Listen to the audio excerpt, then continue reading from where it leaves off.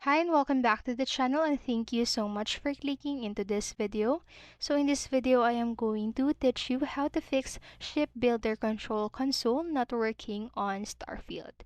So make sure that you stay until the very end of this video so you won't miss any important information. And without further ado, let's get on it. So here are the fixes that you can do. So first, you can check for game updates. So make sure you have the latest game patches and updates installed, and you can also verify system requirements if updating the game didn't work for you. So just ensure your computer meets the game system requirements for smooth performance.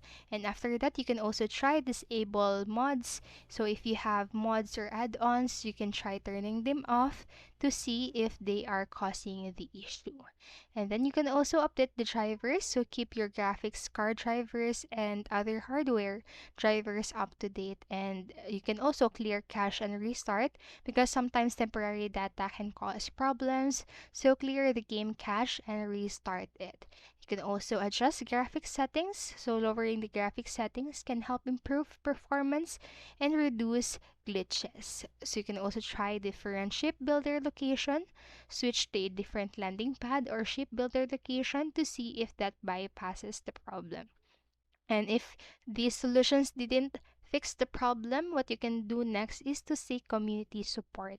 Engage with other players on forums or social media for troubleshooting tips and solutions, and then just contact game support if in case all of these solutions didn't help.